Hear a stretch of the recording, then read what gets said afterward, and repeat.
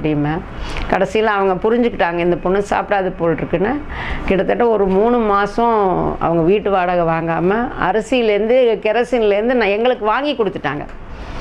அப்போ நான் அன்றைக்கி ஜாதி பார்த்துருந்தேன்னா இன்றைக்கி நான் இல்லைங்க.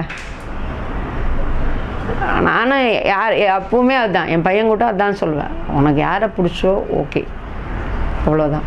லைஃபுங்கிறத நம்ம அனுபவிக்கிறது. ஒரு காலத்தில் நான் பார்க்குறதில்ல, எங்கள் வீட்டிலலாம் பார்த்துட்ருக்காங்க. ஆனால் என்னை பொறுத்த வரைக்கும் ஜாதி இல்லை, இன்னும் கிராமங்களில் இருக்கத்தான் இருக்குது. நிறைய பேர் அது இல்லாமையும் ஜாதி இருந்தால் கூட அதை கன்வின்ஸ் பண்ணி, இன்றைக்கி இருக்கிற பசங்க எப்படின்னா எங்களை மாதிரி ஓடி வரதில்லை, தெளிவாக வீட்டில் சொல்லிடுறாங்க. அது ஒரு மெச்சூர்டாக இருக்காங்க பசங்கள். ஓரளவுக்கு 20 வயசு தாண்டிட்டாங்கன்னா நீங்கள் சொல்கிற மாதிரி நான் இவரை கல்யாணம் பண்ணிக்க போகிறேன், நீங்கள் கல்யாணம் பண்ணி கொடுங்க, நான் ஓடவே மாட்டேன், நீயா பண்ணி கொடுத்தா. அந்தளவுக்கு பசங்க இன்றைக்கி மெச்சூர்டு ஆகிட்டாங்க. அந்த காலத்து மாதிரி இல்லை. ஒரு சில சம்பவங்கள் நடக்குது. ஆனால் கூட ஜாதி ஒரு